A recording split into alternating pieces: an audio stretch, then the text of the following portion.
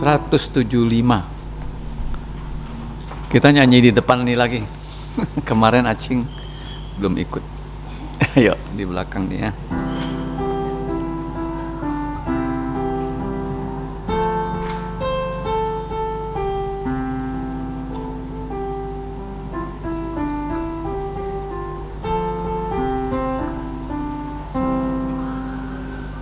Ya. Baris lagi di sini. Udah mau berakhir kelas kita. Satu kali lagi selesai nanti.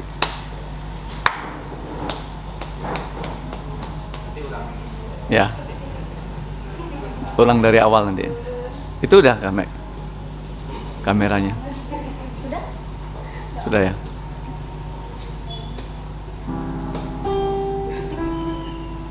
(175) ya.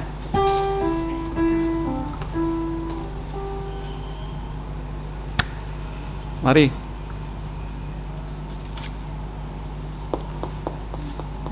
Ayo Sang, langsung. Masuk TV. Sherlyn bawa bapaknya ke dokter. 175. Nomor 175. Yesus cinta padaku.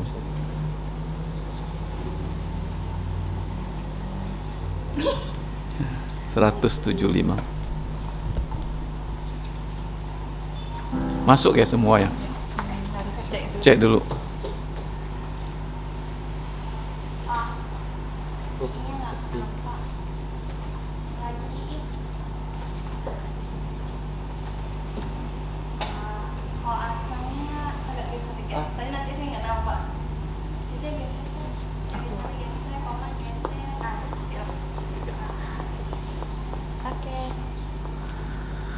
Mari kita memulai dengan memuji Tuhan dengan pujian 175.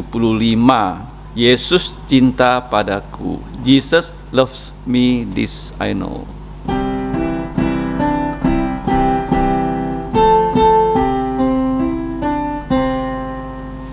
Yesus cinta padaku, Alkitab mengajarku. Meski ku kecil lemah, tapi aku miliknya. Yesus Tuhanku, Yesus cintaku, Yesus cintaku, ya cinta padaku. Yesus cinta padaku, Ia mati untukku, dosaku dihapusnya, ku dibawa ke sorga. Yesus Tuhanku, Yesus cintaku, Yesus cintaku, ya cinta padaku. Yesus cinta padaku dan tetap bersamaku.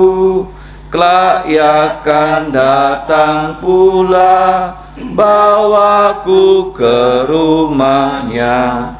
Yesus Tuhanku, Yesus cintaku, Yesus cintaku, ya cinta padaku. Terima kasih.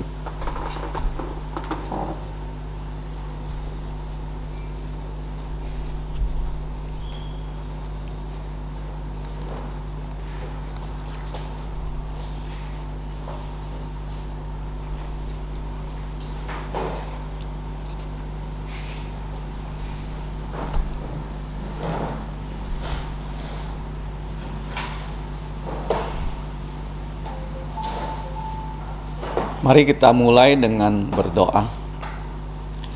Allah Bapa kami yang telah menciptakan kami, bahkan mengasihi dan menyelamatkan kami melalui Putra-Mu, Tuhan Yesus. Kami datang mengucap terima kasih untuk pertemuan kami di kelas teologia pernikahan pada malam hari ini. Engkau telah membawa kami ke ruang atas untuk belajar firman-Mu. bahkan juga yang belajar secara jaringan internet. Kiranya Engkau menolong kami untuk dapat memahami firman-Mu. Ya Bapa, kami tahu kami adalah orang yang telah jatuh dalam dosa. Mohon belas kasihan-Mu untuk mengampuni dosa kami, dan kami percaya hanya dengan darah Tuhan Yesus dosa kami semuanya dapat dihapus. Kiranya Roh-Mu menaungi kami untuk belajar, bukan hanya kami memahami, tapi kami dapat mengaplikasi dan bahkan mengajarkan kepada orang yang belum tahu firman-Mu, supaya kehidupan kami secara rohani dapat mengalami kelimpahan.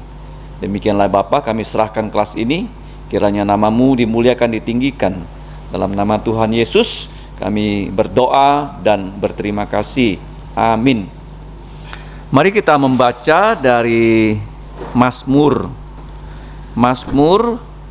nomor 27 dan nomor 28. Mazmur 27 dan 28.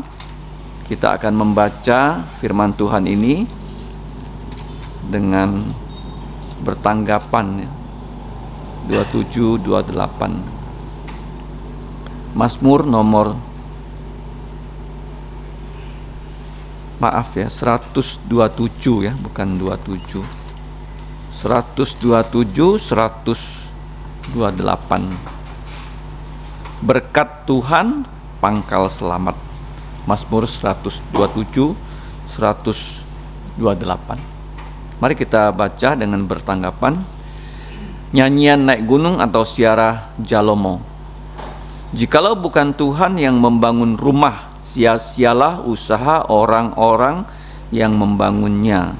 Jikalau bukan Tuhan yang mengawal kota, sia-sialah pengawal berjaga-jaga. Sia-sialah kamu bangun pagi-pagi Dan duduk sampai jauh malam, dan makan roti yang diperoleh dengan susah payah, sebab ia memberikannya kepada yang dicintainya pada waktu tidur. Sesungguhnya anak-anak lelaki adalah milik pusaka dari Tuhan, dan buah kandungan adalah suatu upah. Seperti anak-anak panah di tabang tangan pahlawan, demikianlah anak-anak pada masa muda. Berbahagialah orang yang telah membuat penuh tabung panahnya dengan semuanya itu.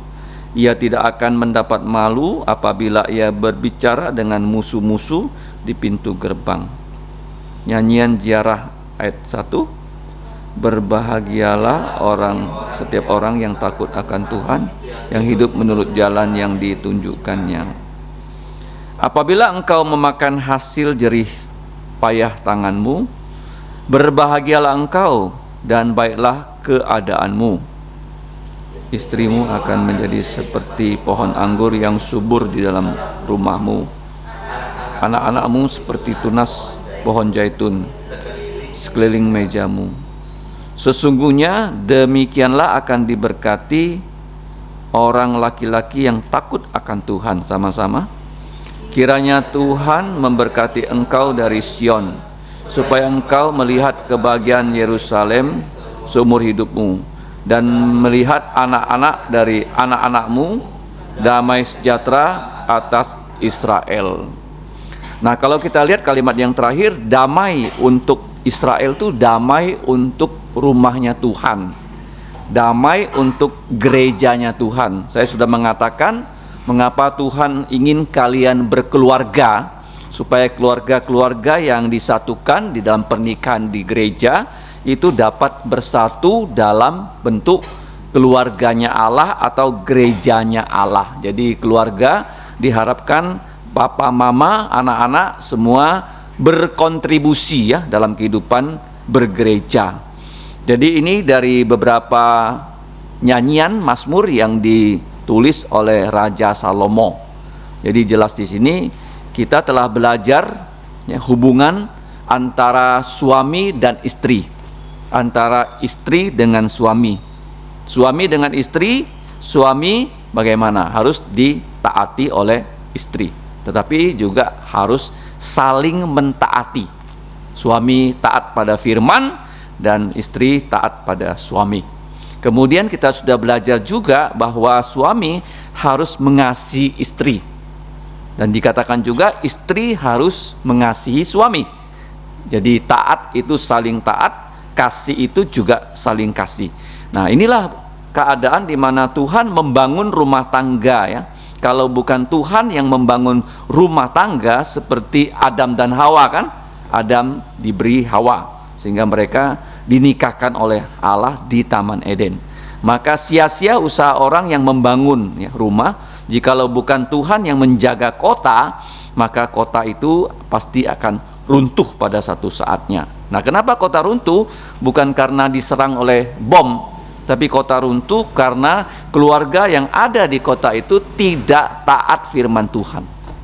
Pasti kota itu diruntuhkan seperti kota Sodom dan Gomora. Nah, jadi kalau kita hanya rajin dan kita bangun pagi-pagi, itu tidaklah cukup. Karena kenapa? Karena Tuhan telah menyediakan ya berkat pada saat kita tidur. Pada waktu kita tidur, orang yang dicintai oleh Tuhan itu diberi berkat. Contohnya apa? Orang Israel waktu mereka sedang tidur, mana itu turun. Mana. Jadi mereka tidak pernah menanam, tidak pernah memanen selama hampir 40 tahun di padang gurun. Jadi mereka di padang gurun Sinai, setiap pagi begitu mereka bangun, itu mereka memungut makanan harian mereka, yaitu mana. Jadi berkat Tuhan, Tuhan sudah sediakan waktu kita tidur. Jadi waktu kalau kita bekerja, khususnya untuk yang berjualan, ya kan? Berapa orang yang membeli jualan kita pada satu hari? Berapa orang yang datang ke warung kita untuk misalnya potong rambut?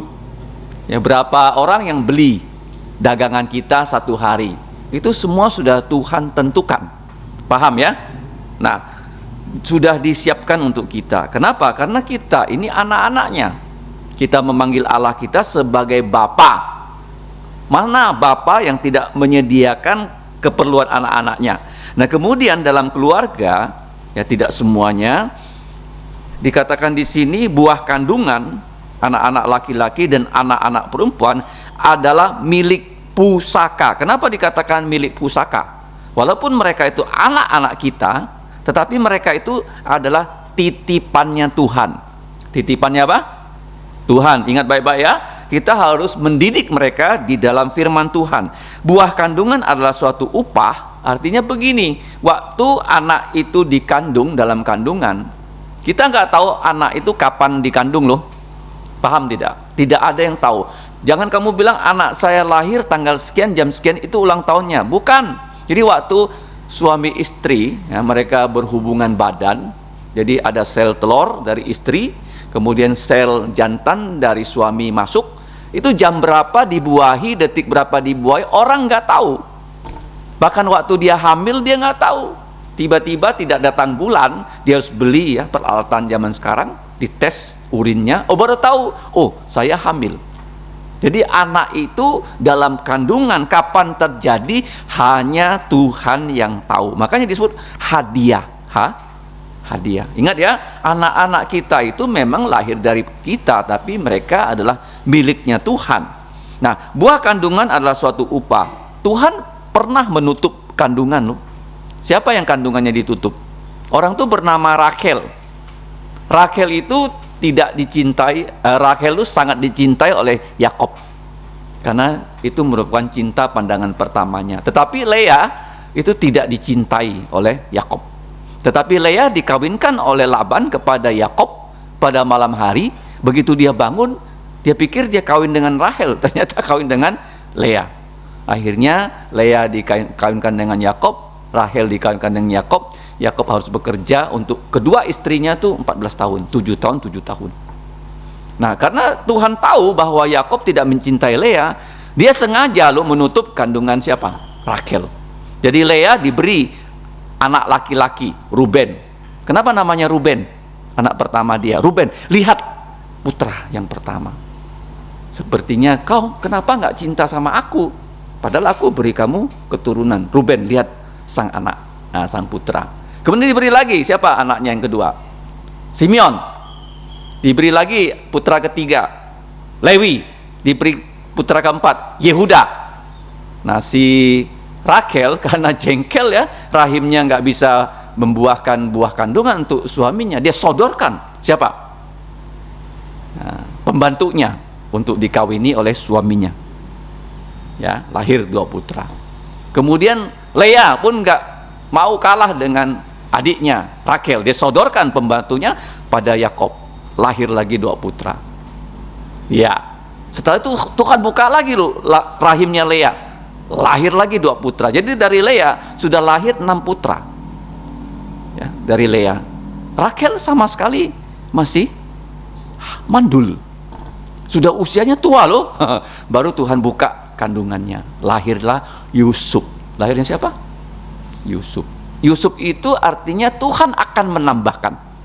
Jadi betul saja nanti Tuhan berikan lagi putra kedua kepada Rakel, sehingga apa yang terjadi? Benyamin lahir, Rakelnya mati. Nah, kepada Lea dikasih bukan hanya 6 putra, dikasih 1 putri yang bernama Dina. Jadi ingat baik-baik loh, kita punya anak berapa, kapan kita punya anak, ya jangan ikut yang namanya family planning. Oh, saya mau 1 anak supaya saya punya biaya, ya kuliahkan dia ke UI Jakarta dan sebagainya. Jangan. Ya, saya sudah bilang kalau punya anak 1 rugi ya. Rugi.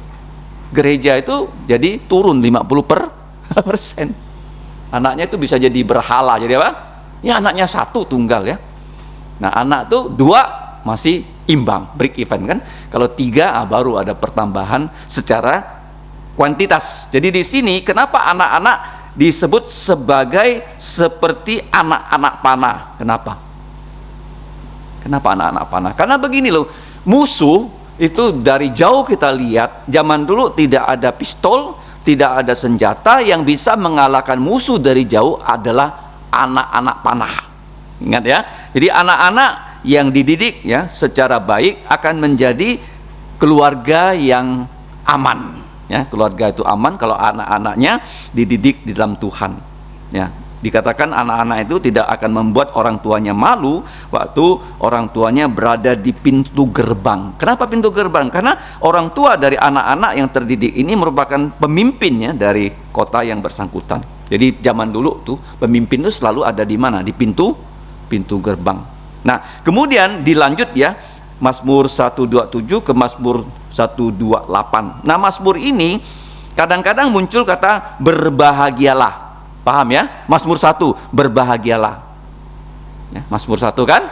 Berbahagialah orang yang tidak berjalan menurut nasihat orang fasik.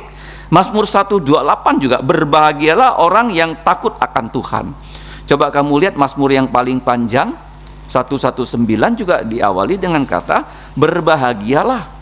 Berbahagialah orang-orang yang hidupnya tidak bercela, yang hidup menurut Taurat Tuhan. Berbahagialah orang-orang yang memegang peringatan-peringatannya, yang mencari Dia dengan segenap jantung, dan seterusnya. Kata berbahagia ya, kalau kita lihat dalam Injil Matius kan, khotbah Yesus di bukit, Matius pasal 5 ayat 3, berbahagialah orang-orang yang miskin ya di hadapan Allah, atau miskin rohani, karena mereka yang empunya kerajaan sorga. Ada 8 kata bahagia. Nah, kalau kamu baca kitab Wahyu juga sama ya, berbahagia ada 7 kali. Jadi berbahagialah orang yang takut akan Tuhan, yang hidup menurut jalan yang ditunjukkannya. Nah, apabila ia memakan hasil jerih payah tangannya, berbahagialah engkau dan baiklah keadaanmu. Nah, dikatakan di sini seorang pria yang berbahagia mempunyai istri yang subur seperti pohon anggur. Artinya dari rahimnya akan lahir anak-anak. Nah, kenapa pohon anggur itu bisa masuk ya ke dalam rumah? Karena pohon anggur itu pohon yang menjalar. Kalau kamu tanam ya di tepi rumah, dia bisa masuk loh dari lubang angin-angin ke dalam rumah. Dia menjalar. Tanah Israel itu tanah yang paling subur. Saya pernah melihat di depan rumah orang tuh anggurnya itu sangat lebat dan manis. Tinggal kamu petik. Ya seperti di Indonesia, tanaman yang paling subur itu boleh dikatakan antara lain pepaya, mangga ya. Kalau kamu tanam pepaya, berbuah dia. Tanam mangga, berbuah. Belimbing juga subur ya. Jadi anggur di Israel itu betul-betul subur. Nah, kenapa anggur? Anggur itu melambangkan apa? suatu berkat untuk rumah, karena anggur itu dipakai untuk perjamuan pernikahan. Kemudian buah zaitun itu minyak ya. Zaman dulu nggak ada minyak sawit, nggak ada minyak yang lain, tapi mereka makan minyak zaitun. Nah, minyak zaitun itu dikatakan sebagai minyak yang paling sehat dan dipakai juga untuk lampu di bait Allah. Makanya dikatakan di sini, sesungguhnya demikianlah akan diberkati ya laki-laki yang takut akan Tuhan, diulangi ya, kiranya Tuhan memberkati engkau dari Sion. Sion ini adalah ibu kota orang Israel, supaya engkau melihat kebahagiaan Yerusalem seumur hidupmu. Jadi janji ya dari Allah untuk keluarga yang dibahagiakannya sesuai dengan firman-Nya itu seumur hidup. Bahkan dikatakan dapat melihat anak-anak dari anak-anakmu. Artinya generasi 1, generasi 2 dan seterusnya. Makanya orang Tionghoa itu sebutannya spesifik ya. Kalau jadi bapak, papa, mama. Kalau jadi kungkung, apo kan. Setelah itu ada athai, ya athai kan. Nah, generasi pertama, kedua, ketiga, keempat, sampai dapat melihat ya generasi yang keempat. Jadi penting sekali kita belajar hubungan istri dengan suami, suami dengan istri. Nah, sekarang kita belajar tentang hubungan orang tua ayah dengan anak-anaknya. Ya, masih ingat segitiga keluarga? Masih ingat kan? Dimana kalau istri mau lebih dekat dengan suami, nah maka suami istri harus sama-sama lebih dekat kepada Tuhan. Demikian juga anak-anak kita. Ada beberapa ayat yang kita akan lihat yang diperintahkan oleh Allah. Mari kita buka kitab Ulangan 6 ya. Ulangan 6 ayat 4. Ulangan 6 ayat 4 ya. Mari kita baca sama-sama ya. Ulangan 6 ayat 4. Kita sudah belajar tentang kasih minggu yang lalu. Mari kita baca bersama-sama. Dengarlah hai orang Israel, Tuhan itu Allah kita, Tuhan itu esa. Kasihilah Tuhan Allahmu dengan segenap jantungmu, dengan segenap jiwamu, dengan segenap kekuatanmu. Apa yang kuperintahkan kepadamu pada hari ini haruslah engkau perhatikan, haruslah engkau mengajarkannya berulang-ulang kepada anak-anakmu dan membicarakannya apabila engkau duduk di rumahmu, apabila engkau sedang dalam perjalanan, apabila engkau berbaring dan apabila engkau bangun. Haruslah juga engkau mengikatkannya sebagai tanda pada tanganmu, dan haruslah itu menjadi lambang di dahimu, dan haruslah engkau menuliskannya pada tiang pintu rumahmu dan pada pintu gerbangmu. Jadi kalimat ini yang disebut Shema ya, ingat ya, S-H-E-M-A, Shema. Shema itu perintah dengarlah, dengarlah. Jadi dalam Alkitab kalimat yang paling banyak, kalimat perintahnya ada 2, dengarlah dan lihatlah. Dengarlah. Jadi mereka mencatatkan kalimat ini, dengarlah hai orang Israel, dengarlah hai orang Kristen. Dengarlah apa? Tuhan Yahweh itu adalah Allah kita. Ingat ya. Kenapa ada 2 nama di sini, Tuhan dan Allah? Tuhan itu artinya apa? Allah yang berjanji. Allah yang berjanji. Kalau Allah menciptakan langit dan bumi dan isinya. Apa bedanya Tuhan dengan Allah? Kalau Tuhan itu dari 4 huruf, YHWH, Yehova atau Yahweh. Ingat ya, 4 huruf mati ini YHWH. Orang Israel kalau ketemu huruf ini, mereka nggak berani baca Yehova atau Yahweh, nggak berani, karena itu nama dari Allah. Mereka akan membacanya sebagai Adonai, Tuanku. Seperti kita kan, berani tidak kita memanggil ayah kita dengan nama mereka? Enggak kan? Nah, kita panggil dia Pak, karena dia ayah kita, ya Bapak, ya Papa. Ya, mereka juga bertemu dengan 4 huruf ini, YHWH, mereka baca Adonai. Ya, tidak berani baca Yehova atau Yahweh, enggak berani. Atau mereka baca dengan Hashim. Hashim arti the name, nama itu. Karena ini sakral, tidak boleh menyebut nama Tuhan dengan sembarangan. Jadi Tuhan itu Allah yang berjanji. Nah kemudian kalau Allah itu terjemahan dari Elohim. Elohim itu jamak, satu Allah tapi tiga pribadi. Ingat ya, berapa Allah? Satu. Nah, kalau kita lihat di sini bahwa dengarlah hai orang Israel, Tuhan itu Allah kita. Tuhan itu adalah Esa ataupun Ehad ataupun Eka. Bahasa Indonesia itu Eka sebenarnya, bukan Esa. Eka atau dari kata Ehad, satu.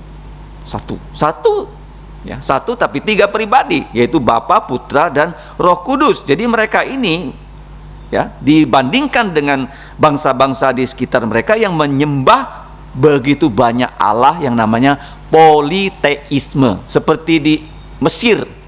Mesir itu setiap tempat kita pergi ada berhalanya. Paham ya? Mesir semuanya jadi berhala.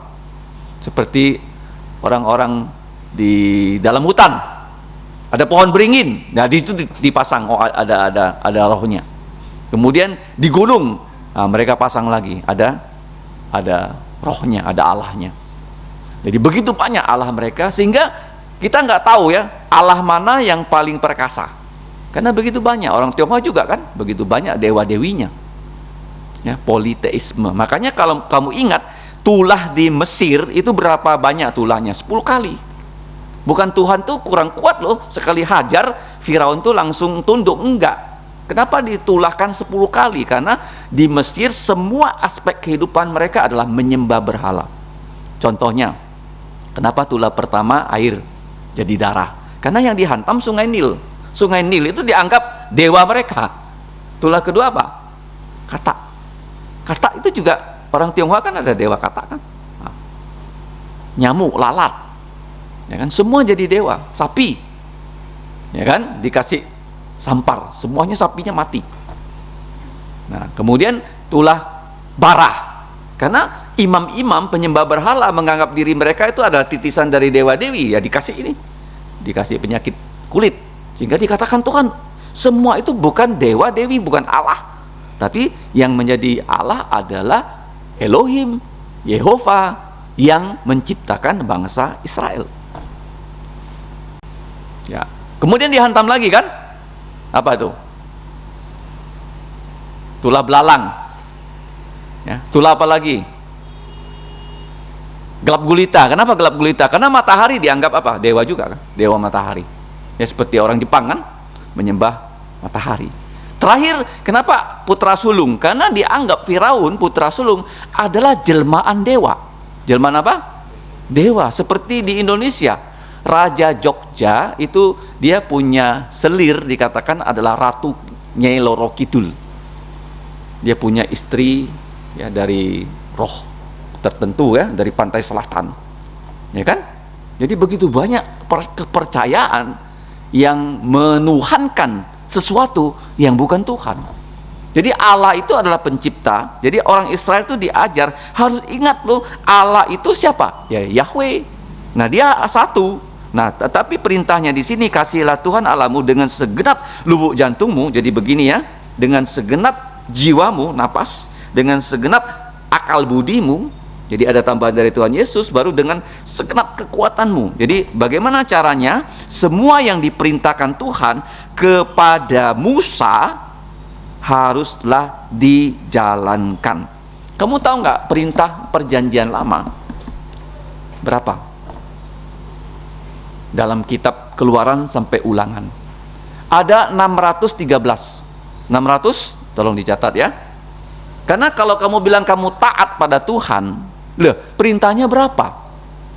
Berapa perintahnya? 613. Dan bagaimana caranya? Mereka sudah punya list tuh 613 perintah. Makanya Tuhan Yesus ditanya, ya dari 613 ini perintah mana yang paling utama? Yesus mengatakan, kasihilah Tuhan Allahmu dengan segenap jantungmu, jiwamu, pikiranmu, dan kekuatanmu. Dan cintailah tetanggamu, bukan sesamamu manusia ya, tetangga. Siapa tetangga kita? Orang yang ada di kiri kanan kita. Jadi ada orang yang dirampok kan, imam lewat, nggak mau dia tolong. Kemudian siapa lagi? Orang Lewi lewat, nggak mau tolong. Orang Samaria lewat, menolong dia. Jadi siapa tetangga kita? Orang yang ada di samping kita kanan kiri. Contohnya begini, kalau kita punya kasih, misalnya di jalan, kamu disalib orang, kira-kiranya kamu ngamuk nggak sama dia yang menyalib kamu? Dia kan tetangga kamu. Ngerti nggak? Tetangga itu siapa? Orang yang ada di kiri kanan kita. Bukan diperluas jadi sesama manusia, itu terlalu luas tuh. Orang di Afrika, di Amerika, saya nggak kenal, gimana mau cinta mereka kalau saya nggak ke sana, kan? Betul nggak? Cinta saya hanya dalam imajinasi.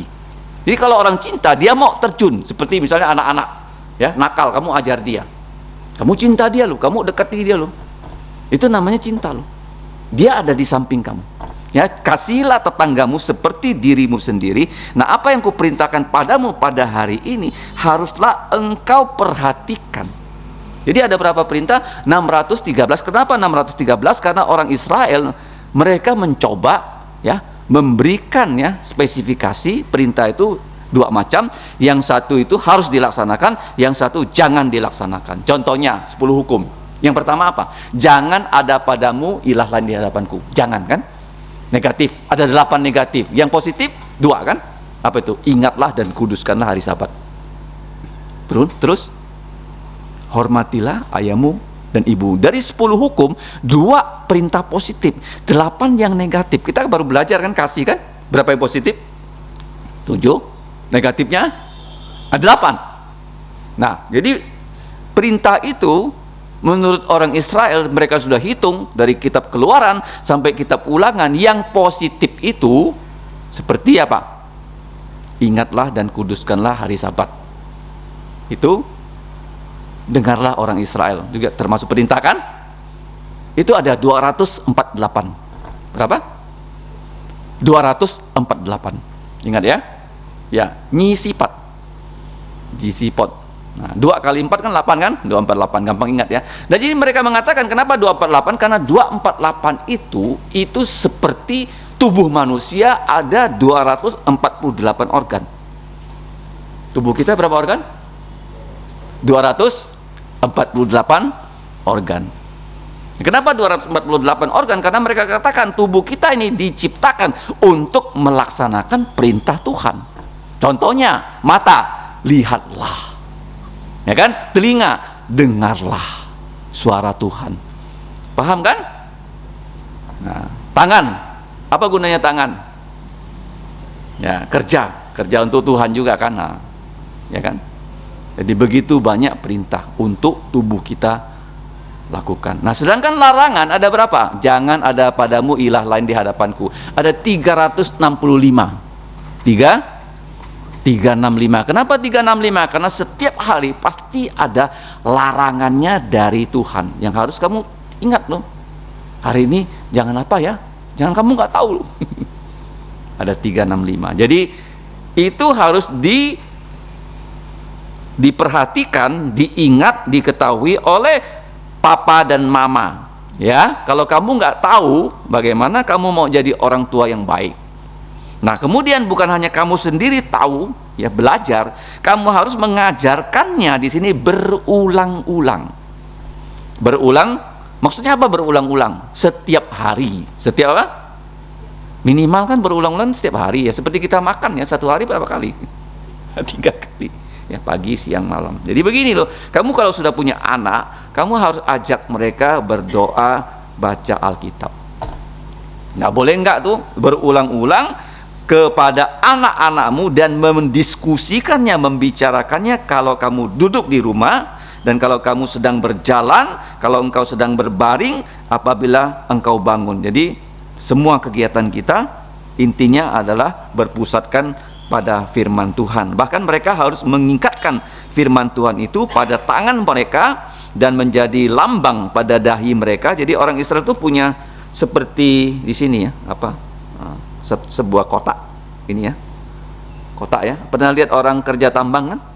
Ada senter kan? Tapi ini bukan senter, ini kotak. Nah, diikat di sini. Di dalamnya adalah ayat-ayat firman Tuhan.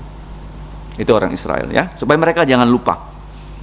Nah, kalau sekarang kan kita punya di HP, Tapi di HP jarang kita buka. Hanya ada di HP.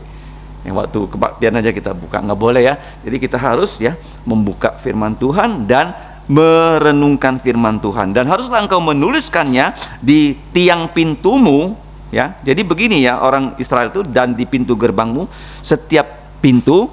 Jadi di samping ini pintu ya. Kalau kamu ke hotel Israel ya, itu ada sebuah tabung. Sebuah apa?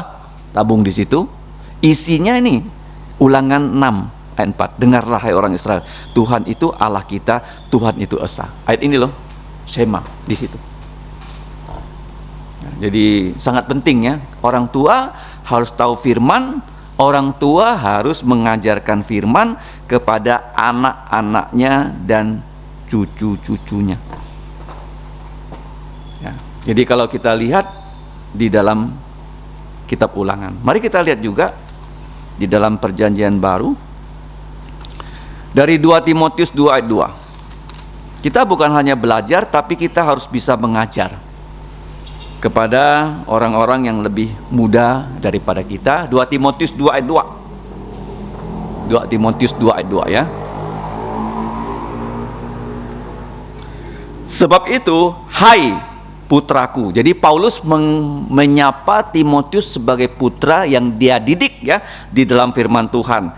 Jadilah kuat oleh kasih karunia dalam Kristus Yesus. Nah, apa yang telah engkau dengar dariku di depan banyak saksi, percayakanlah itu kepada orang-orang yang dapat dipercaya, yang juga cakap mengajar orang lain.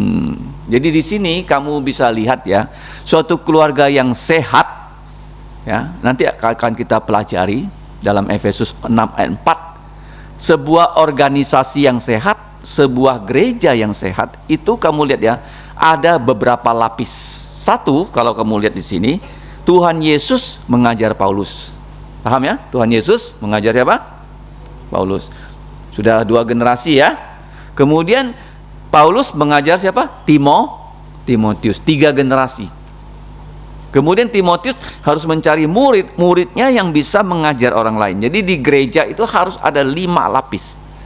Termasuk Yesus, kalau manusianya harus ada 4 lapis. Ada berapa? Paulus punya murid namanya Timotius. Timotius harus cakap mengajar muridnya ini juga harus bisa mengajar murid yang baru. Jadi diteruskan ya, pengajaran firman kepada generasi berikutnya.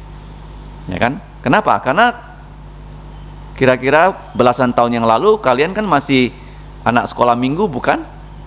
Betul tidak? Kalau ke gereja kan ikut apa? Kelas apa? Sekolah minggu kan? Nah, kalau kamu diajar, nanti kamu ya dilatih jadi asisten guru sekolah minggu. Nanti kamu harus bisa mengajar sekolah minggu, mengajar firman Tuhan. Ya, karena bahasa Ibrani belajar secara intensif itu sama dengan mengajar. Ya. LMD, tolong ditulis ya.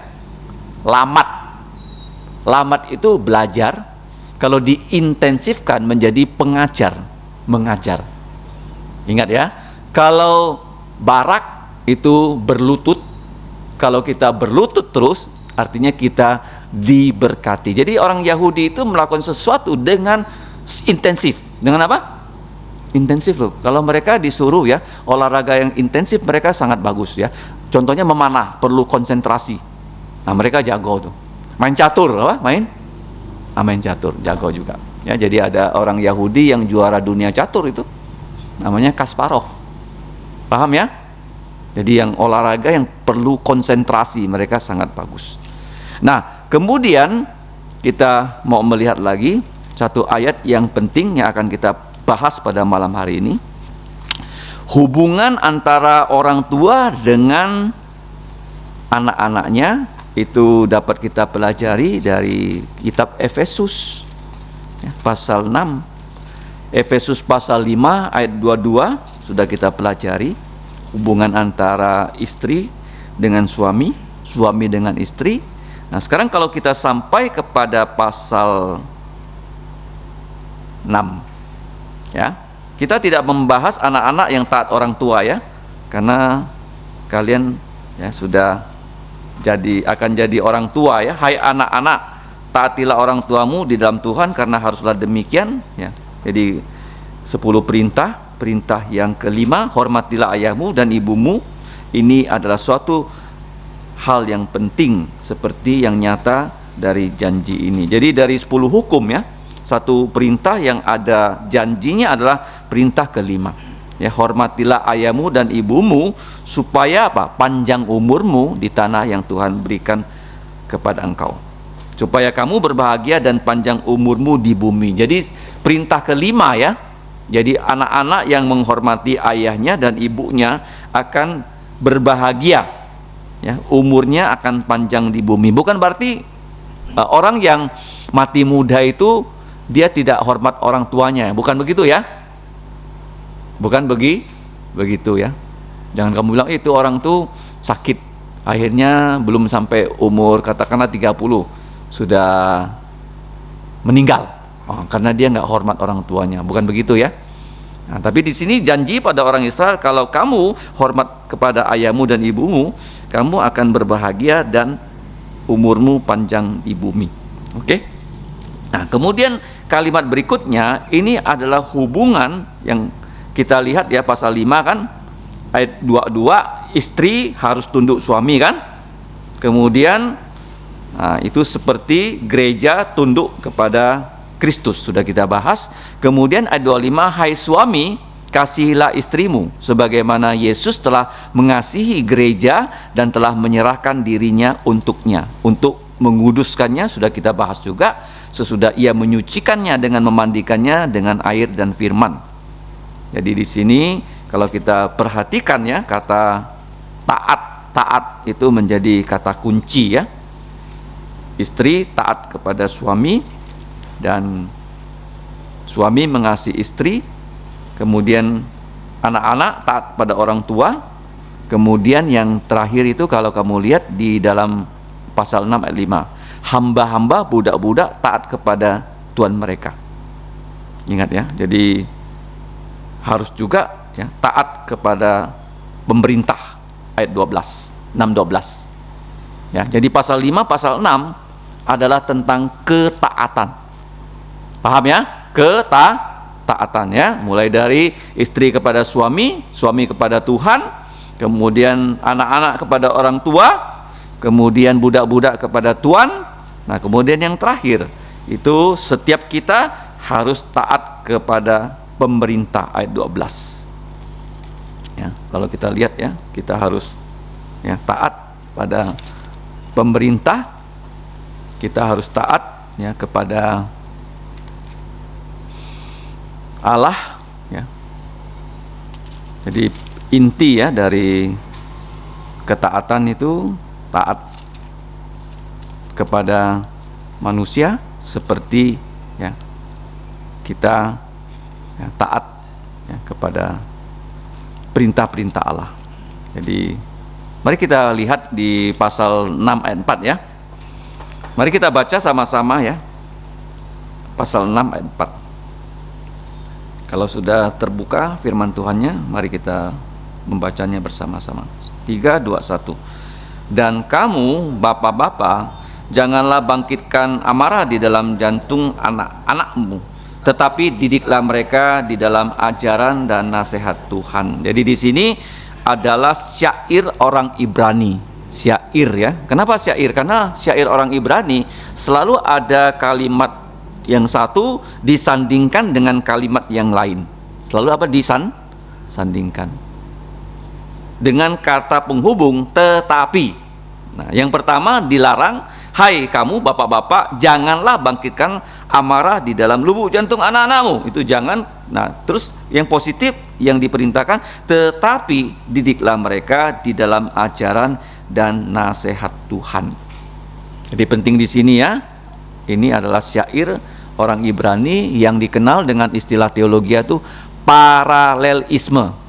Paralelisme ya, dua kalimat sejajar. Kalau syair orang Indonesia itu menggunakan akhiran bunyi yang sama.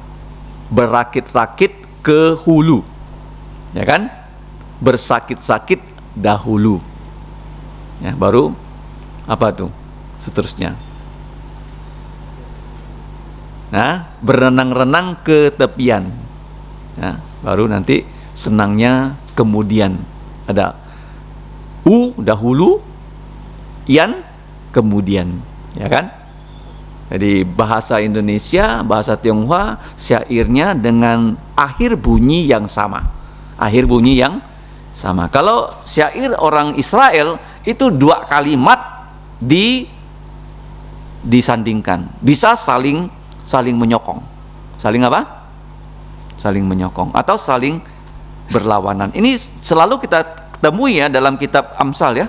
Coba lihat ya, Amsal atau Mazmur, karena itu adalah kitab syair ya. Coba kamu lihat Amsal pasal 1 ayat 7, ya kan? Perintahnya adalah takut akan Tuhan adalah permulaan dari pengetahuan. Kemudian kalimat kedua apa? Orang bodoh menghina hikmat dan didikan. Kalau takut akan Tuhan kan sebenarnya orang bijak kan? Orang bijak takut akan Tuhan. Hadiahnya dia akan mendapatkan permulaan dari pengetahuan. Dibandingkan dengan siapa? Orang bodoh.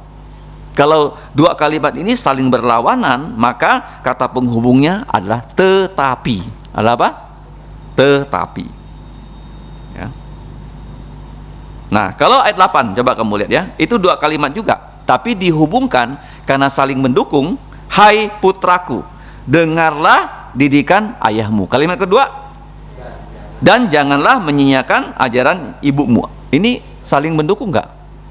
Kata penghubungnya tidak boleh dengan kata tetapi, tapi dengan dan. Dan itu bisa kamu ubah menjadi bahkan apa? Hai putraku, dengarkanlah didikan ayahmu, bahkan. Nah, lebih kuat lagi, bahkan jangan kamu menyia-nyiakan ajaran ibumu. Jadi 2 kalimat bisa saling berlawanan, bisa saling mendukung. Intinya begitu ya. Jadi dalam tulisan Efesus 6 ayat 4 itu adalah 2 kalimat orang Ibrani yang disandingkan secara berlawanan. Yang satu jangan dilakukan, hai kamu ya, semua bapak-bapak, janganlah bangkitkan amarah di dalam lubuk jantung anak-anakmu. Kemudian positifnya, tetapi didiklah mereka di dalam ajaran dan nasihat Tuhan. Sudah kita bahas kan, Ulangan pasal 6 kan, didiklah mereka. Kenapa kita bisa mendidik? Karena kita sendiri sudah dididik ya. Apa tuh nasihat Tuhan? Apa tuh nasihat? Nasihat itu kalau kita punya problem, jawabannya di dalam firman. Jawabannya apa?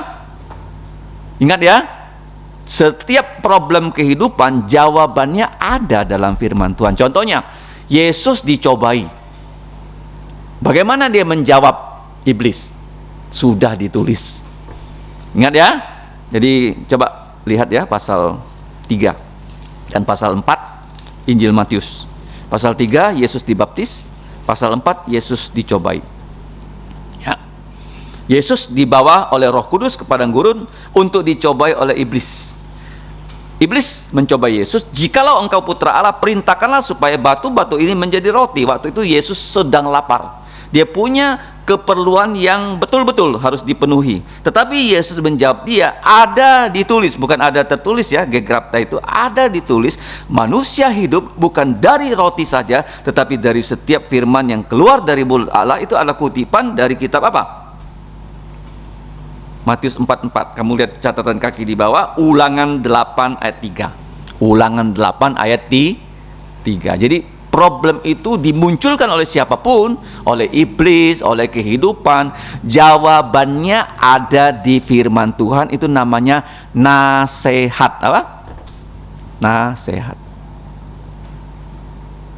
Tidak ada problem kita yang tidak ada jawabannya dalam firman Tuhan. Semuanya ada. Nah, bahkan kedua kali, jika engkau putra Allah, jatuhkanlah dirimu dari tempat yang tinggi, sebab ada ditulis, dan demikian seterusnya. Yesus juga menjawab dia, ada pula ditulis, jangan engkau mencobai Tuhan Allahmu. Ya kan? Ayat 10. Maka berkatalah Yesus kepada iblis, "Enyalah iblis, sebab ada ditulis, engkau harus menyembah Tuhan Allahmu dan hanya kepada Dia saja engkau berbakti atau melayani." Ini juga kutipan semuanya dari kitab Ulangan. Ya, Ulangan 8 dan Ulangan pasal 6. Ingat ya, setiap problem kamu, suami, istri, problem anak, semuanya ada di mana? Di dalam firman Tuhan. Mengerti ya? Jadi keluarga kalau mau bagus, intinya adalah firman. Kalau kamu tahu firman, kemudian anak kamu didik dengan firman, mereka tidak khawatir ya hidup di dunia ini akan gagal. Walaupun mereka gagal, mereka akan bangkit lagi kalau mereka punya firman Tuhan. Nah, sekarang mari kita lihat. Hai kamu bapak-bapak, janganlah bangkitkan amarah di dalam lubuk jantung anak-anakmu. Ini merupakan satu ya, hal yang tidak banyak dibahas ya oleh orang-orang Kristen. Tapi kita bersyukur ya, ada seorang hamba Tuhan, seorang gembala sidang yang sudah melayani di Amerika ya. Sekarang sudah hampir 50 tahun lebih. Dia berkhotbah sejak tahun 69. Coba kamu hitung, 69 2023 kurangi 69, sudah berapa tahun tuh? Coba Rusi. Nah, berapa tahun tuh? Sekarang kan tahun 2023. Dia mulai berkhotbah 1969. 54 tahun. Dan kamu tahu nggak, semua khotbah dia sejak tahun 69 ada rekamannya di internet. Ya. Ada apa? Rekamannya. Sekarang usianya sudah 80 tahun, namanya John MacArthur. Luar biasa kan? Sejak 69 semua direkam loh, bahkan yang terakhir sudah ada videonya. Ya.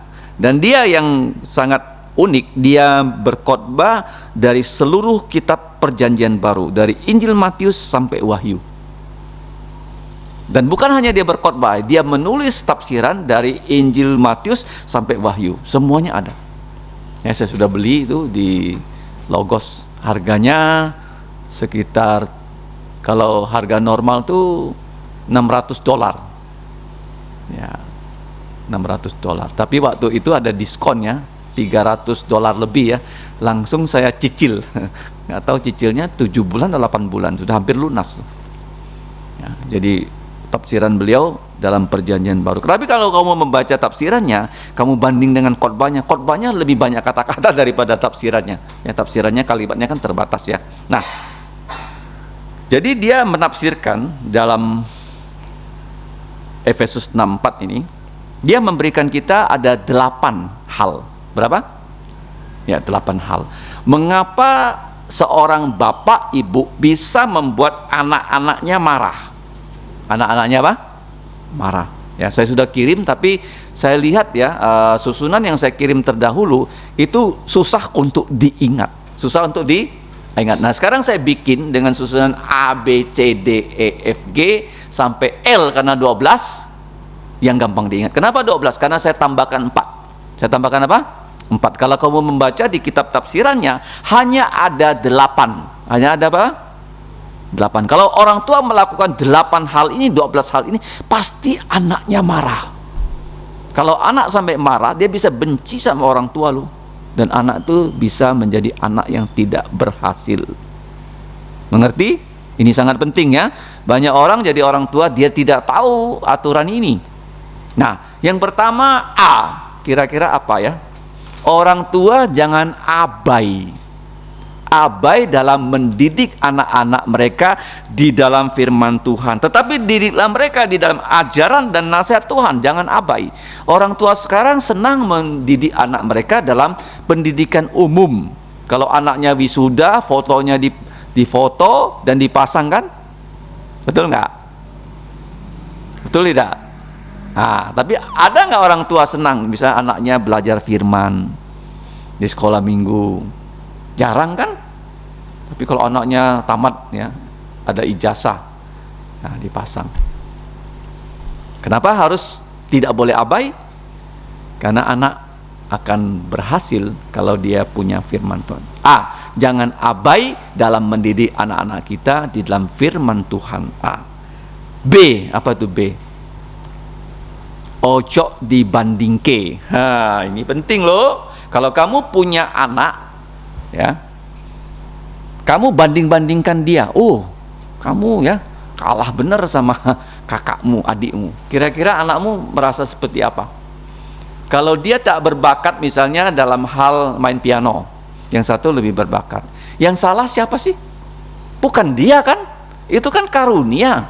Makanya jangan banding-bandingke. Ojo dibandingke. B, bandingkan anak satu dengan yang lain. Jangan kamu lakukan, karena setiap anak itu berbeda-beda karakternya, kemampuannya, dan lain sebagainya. Kalau kamu banding-bandingkan, dia bisa merasa bagaimana? Rendah diri. Rendah, apalagi di satu keluarga ya. Nah, kamu banding-bandingkan. B, jangan bandingkan. C, apa itu? C, cinta kasih kepada anak jangan jadi alat untuk mengasihi dan menghukum. Kamu bilang, kalau kamu nakal, papa mama nggak kasih sama kamu loh. Nggak boleh. Anak kita harus kita kasihi apapun yang terjadi. Kasih itu selamanya. Ingat ya, cinta kasih jangan jadi alat untuk menghukum dan alat untuk bagaimana? Memberikan hadiah. Kalau kamu baik, aku makin kasih sama kamu. Nggak boleh ya. Jadi orang tua tetap kita harus mengasihi anak-anak kita dalam situasi apapun. Seperti Allah kan, dia mengasihi kita semua. Nah, rekamannya oke?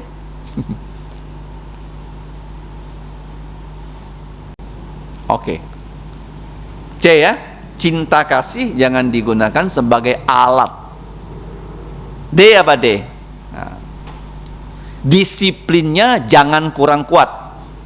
Ya, disiplin. Penting ya. Biasanya disiplin itu paling kuat tuh di lingkungan polisi dan militer. Ya, orang-orang Singapura mereka diwajib militer, baik di kepolisian maupun di tentara, biasanya bisa melatih orang menjadi lebih disiplin. Ya kan? Kalau di tentara kan, kamu ketemu komandan, kamu nggak lihat dia, kamu bisa ditempeleng loh. Betul nggak? Michael? Nah, disiplin ya. Disiplin itu kata murid ya, disiplin murid. Jadi guru harus mendidik ya murid-muridnya sesuai dengan aturan. Kenapa? Tentara polisi harus disiplin. Kenapa? Kalau enggak disiplin, dia bisa mati, orang bisa mati. Contohnya begini kan, penjaga lalu lintas di dekat Hotel Garuda, dia hujan kan, dia bersihkan pistol kan, terus pistolnya jatuh, mati orang loh. Harus disiplin loh. Nggak boleh anggap ya dia bawa pistol itu seperti dia bawa pisau. Paham? Harus disiplin. Ya, jangan kurang. Apa? Apa E? Jadi orang tua jangan egois. Kenapa? Kadang-kadang orang tua nggak mau berkorban untuk anak-anaknya kan? Egois. Atau dia egois, ada makanan enak di meja, dia sikat habis, anaknya nggak dapat bagian. Jangan egois ya. Orang tua yang tidak egois itu dia sudah planning untuk keluarganya, seperti yang saya tahu papa mama Lucy kan, masing-masing sudah dikasih satu rumah ya. Ada ya Lucy ya? Ya, Acing dapat mana Acing? Di mana? Mana? Oh, Sri Kandi. Oh, oke. Nanti kita kunjungi Acing ya. Oh, bunga bangun. Oke. Lucy sudah ya. Andi ada. Oh, itulah. Orang tua rela berkorban. Ingat ya, jangan ego. Oh, guys. F apa F tuh? Jadi orang tua jangan punya anak favorit. Hancur tuh keluarga tuh. Siapa yang punya anak favorit? Keluarganya Ishak. Ishak senang sama Esau, Ribka senang sama Yakob.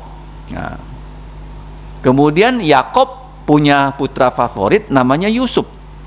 Dikasihlah, memang Yusuf paling bagus, dia anak baik, abang-abangnya jahat.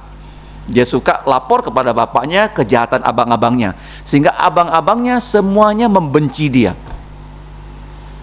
Jadi Yusuf waktu mengunjungi abang-abangnya diberi jubah yang indah, abang-abangnya mau membunuh dia. Kamu bayangkan loh, karena bapaknya senang sama Yakob.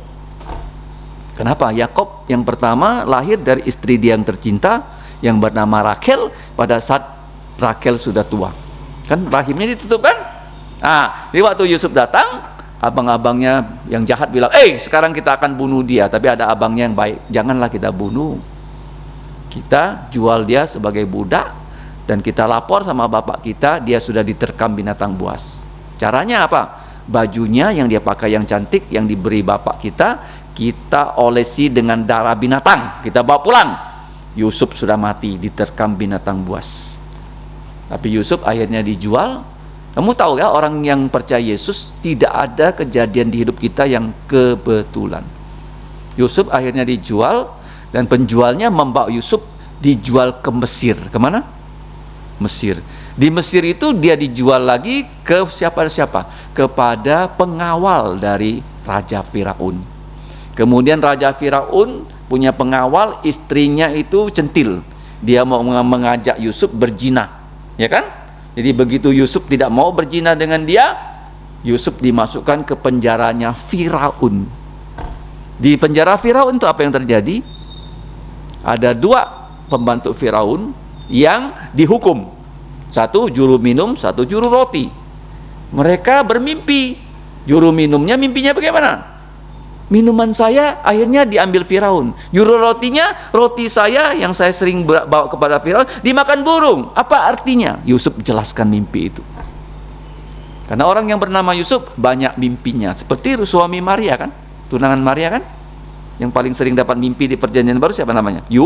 Yusuf. Jadi waktu dia bermimpi, akhirnya 2 orang itu yang dimakan burung, Yusuf bilang kamu akan mati. Yang pegang piala, karena piala kamu diambil Firaun, kamu akan diangkat kembali jadi juru minum Firaun. Akhirnya betul terjadi loh. Yusuf bilang sama mereka, aku di penjara di sini bukan karena aku salah, aku difitnah. Tolong ya, keluarkan aku dari penjara ini. Karena mereka pembantu Firaun kan, bisa kan? Tapi mereka yang satu udah mati, yang satu sudah kembali kepada jabatannya sebagai juru minum. Ya, dia lupa. Akhirnya apa? Firaun yang mimpi, nggak tahu artinya apa. Baru mereka ingat, oh ada tuh di dalam penjara itu orang tuh namanya Yusuf. Dia bilang sama kami begini-gini, betul-betul terjadi.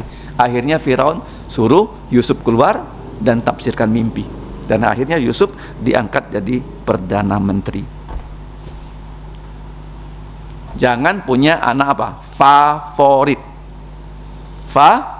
Kalau kamu senang anak satu lebih daripada yang lain, kamu jangan favoritkan dia. Jadi orang tua harus adil.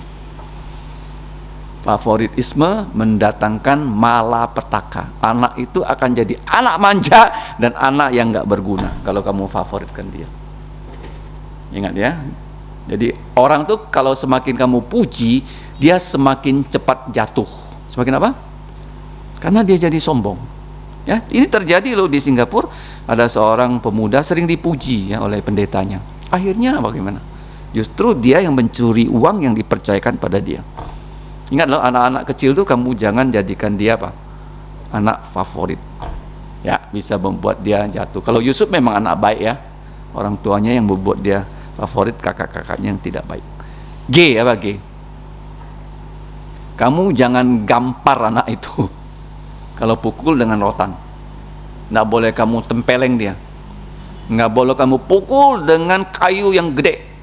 Ini pernah terjadi dengan keluarga famili saya.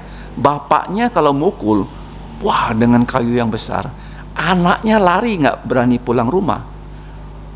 Akhirnya anaknya ikut orang yang tak percaya Yesus. Kenapa? Karena bapaknya suka menghajar dia dengan apa? Kayu. Jangan gampar anak itu. Jangan kamu mentang-mentang jadi orang tua, kamu maki-maki anak kamu. Nggak boleh.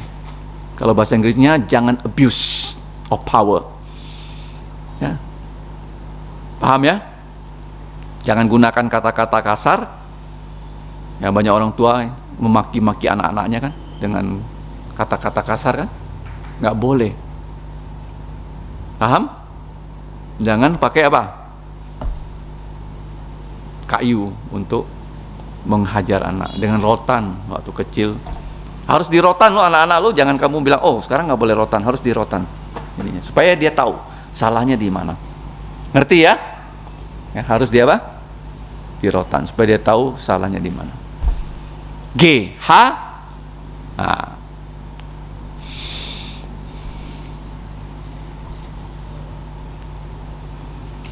H, jangan hanya mau anak-anak dapat nilai 100. Dalam bahasa Singapurnya kiasu. Karena banyak orang tua dia push anak-anaknya di luar kemampuan anaknya. Kalau anaknya pulang dari sekolah, nak nilaimu berapa? 80. Kok nggak 100 ya? Nah, jangan. Paham? Orang yang demikian di luar negeri bisa buat anaknya bunuh diri. Karena orang tuanya tidak pernah puas kalau anaknya tidak dapat nilai 100. Paham? Hanya mau nilai yang tinggi. I. Nah, ini juga ya. Jangan ingin ya selalu punya menantu yang kaya raya. Ada tuh orang tuanya kan? Oh, kalau menantunya nggak punya duit, nggak boleh. Cari yang lebih kaya. Jangan mata duitan ya, apa? Ya, ingin menantu yang kaya. Ya kalau dapat orang kaya ya bagus juga. Tapi kamu tahu nggak, orang kaya itu biasanya keluarganya kaya, kamu miskin, dia hina kamu loh. Papa mamanya kan? Dia kan punya papa mama kan? Nah, nanti nikah dengan orang yang kaya, kamu nggak kaya, nanti jadi hinaan. Ngerti? Kok kamu, orang tua kamu nggak kaya? Nah, nanti kena hina. Oke, yang penting orang tuh percaya. Ya, orang tua jangan apa? Ingin punya menantu yang kaya. Oh, dia kaya, nggak apa-apalah, dia bukan orang Kristen. Dia orang Roma Katolik, nggak apa-apalah. Kan kaya kan apa? Nah, kacau lah ya. Nah, nggak boleh ya. J, J apa? Jangan jatuhkan semangat anak-anak dan mental anak-anak. Bahasa Inggrisnya discouragement. Kadang-kadang begini loh, kamu ya, anak-anak kamu belum berhasil, kamu keluarkan kata-kata sehingga dia patah semangat. Misalnya dia ikut pertandingan, dia belum menang kan, kamu jangan bilang, memang kamu nggak mungkin menang gitu. Nggak boleh begitu ya. Ciao ya, semangat lagi ya, juang lagi. Ngerti? Nah, jangan jatuhkan semangat anak-anak. Nah, K, jangan kerjanya anak-anak hanya main game. Hanya main, kerjanya apa? Main game. Nggak boleh. Ini membahayakan. Kenapa main game? Karena orang main game tuh dalam hidup dalam dunia fantasi. Dunia apa? Fantasi. Kamu kalau suruh dia cuci piring, dia nggak bisa karena seringnya main game. Kamu suruh dia masak Indomie, mungkin dia nggak bisa karena nggak ada tuh ya, ceritanya pekerjaan tangan yang dia lakukan, hanya game, ya kan? Dia bisa menjadi orang yang nggak mau berjuang loh, tiap hari main game gitu. Padahal kerja di luar kan bukan hanya untuk dengan komputer kan. Misalnya orang mau bangun rumah kan, dia harus apa? Pergi ke lapangan kan? Ya, lihat orang tukang kerja bagaimana. Nggak hanya ya main game. Orang main game tuh bisa sangat merusak. Makanya zaman sekarang ya, dengan adanya COVID itu banyak anak-anak jadi rusak tuh. Jadi semuanya mereka apa? Boleh dikatakan canduan ya, kecanduan gadget, bahaya sekali. Kemudian yang terakhir, jangan larang anak-anak hidup normal. Kadang-kadang orang tua ya, dia tidak izinkan anaknya bergaul loh. Nggak boleh keluar, nggak boleh naik sepeda, ya. Punya kawan hanya terbatas. Kita harus tahu ya, anak-anak kita misalnya dia mau main sepeda, dia mau ya main di luar ya. Jadi kita harus awasi. Jangan mengekang sampai di luar batas. Coba sebutkan A apa? Jangan abai mendidik anak-anak dalam firman Tuhan. B, jangan dibanding-bandingkan. C. Cinta kasih jangan sebagai alat untuk menghukum dan memberi hadiah. Kalau kamu baik, papa mama sayang sama kamu. Papa mama harus selalu sayang sama anak-anaknya. Ya. Contohnya apa? Putra yang hilang. Ya kan? Putra yang hilang tuh kan kurang ajar. Papanya belum mati, dia minta warisan. Apa ceritanya tuh kalau di dunia timur? Cepatlah kau mati. Iya. Orang belum mati disuruh bagi warisan. Secara nggak langsung dia bilang sama bapaknya, "Bapak, kau mati aja lah." Tapi bapaknya turuti lo keinginan dia, kasih dia warisan. Akhirnya dia nggak mau. Warisan itu kan harusnya membuat dia berusaha kan? Dikasih ladang, kasih sapi kan? Untuk apa ladang dan sapi? Supaya dia bisa menghasilkan lebih banyak panen kan? Tapi dia nggak mau. Dia jual semuanya, maunya cash dia. Kenapa mau cash? Karena dia mau pergi ke luar negeri. Orang nggak kenal dia foya-foya di sana. Ya kan? Kalau dia foya-foya di kotanya kan orang tahu kan? Nah, dia pergi tempat yang jauh. Tapi kamu tahu nggak bapaknya tiap hari nunggu dia pulang loh. Dia nunggu apa? Pulang. Jadi sebelum orang lihat anaknya pulang, dia udah lihat anaknya tuh. Anaknya pulang tuh kayak gembel loh, kayak apa? Gembel loh. Jadi bapaknya yang lari loh. Kalau orang Yahudi, orang yang misalnya jadi kayak Presiden Jokowi, kamu lihat dia lari, gimana kira-kira? Boleh nggak? Kena pecat itu Panglima TNI itu waktu kemarin tuh di mana? Jawa Barat tuh. Waktu HUT TNI namanya Gatot kan. Jalannya macet, Gatot tuh nggak hubungi polisi untuk atur lalu lintas. Jokowi disuruh jalan kaki lari sama istrinya, ngamuk lah dia. Jadi Gatot itu kalau kamu lihat ya, waktu anaknya nikah di Solo dianggap tamu biasa loh, disuruh naik bis. Tak lama kemudian Gatot dipecat sama dia karena dia kurang ajar sama presiden. Presiden cek kok bisa macet. Gatot bilang apa? Karena rakyat cinta sama bapak presiden. Bohong, kau tidak atur lalu lintas lewat polisi. Dia tanya polisi, ada nggak atur? Nggak ada. Ada koordinasi? Nggak ada. Ya kan? Kalau sampai orang tua lari kan, dia lihat anaknya pulang loh, gembel pulang loh. Sebelum anaknya malu, dia jemput anaknya, dia bawa pulang, dia cuci bajunya. Jadi orang tua harus selalu cinta sama anaknya sampai akhir hidupnya. Kalau kamu tidak mempraktekkan ya perbedaan anak itu satu saat akan berubah. Walaupun dia berdosa, kamu tetap cinta sama dia. Satu saat mungkin dia kecanduan apa, karena dia bisa digerakkan oleh cinta kasih orang tuanya, dia bisa bertobat loh pada akhirnya. Ini ada kesaksian ya, seorang hamba Tuhan, dia punya 2 putra. Putra yang pertama itu akhirnya jadi hamba Tuhan, putranya yang kedua itu akhirnya menjadi orang yang nggak baik. Tapi dia tetap tahu bapaknya sampai akhirnya tetap cinta dia. Di waktu bapaknya mati, dia pulang, dia bertobat loh. Dia terkesan betul bahwa bapaknya walaupun dia ya hidupnya nggak karu-karuan, bapaknya tetap cinta sama dia. Ini yang tidak gampang jadi orang tua loh di zaman sekarang. Ya, jadi sampai di mana tadi? Cinta kasih jangan sebagai alat. Disiplin jangan kurang kuat. Jangan jadi orang tua yang egois. Ya, favoritisme jangan dipraktikkan. Jangan gampar anak-anak dengan kata-kata kasar atau dengan pukulan dengan ya, tongkat, tetapi harus dihukum dengan rotan. Hanya mau anak dapat nilai 100 ya. Ingin punya menantu yang kaya. Jangan ya. Jangan jatuhkan semangat dan mental anak-anak ya. Berikan komentar yang positif. Ya, di Singapura itu pendeta Timothy To ya, waktu orang berkhotbah, pertama kali berkhotbah, dia selalu bilang say a kind words. Ya, say a kind words ya. Jangan kamu kritik. Jadi kalau orang dikritik, bisa saja orang yang dikritik tuh nggak berani lagi. Contohnya begini, orang baru belajar khotbah, tentu dia nggak bisa khotbah. Terus kalau kamu kritik habis-habisan, nanti dia pikir, oh saya nggak bisa jadi pengajar. Akhirnya dia apa? Tamat sekolah Alkitab, dia jadi koki. Jadi apa? Karena dikritik, kamu nggak bisa. Ya pernah ada guru mengkritik seseorang ya di mimbar, kamu nggak bisa khotbah loh. Padahal orang ini waktu dia pulang ke kampung, dia bisa berkhotbah, dia bisa menginjili, bahkan dia bisa mendirikan gereja.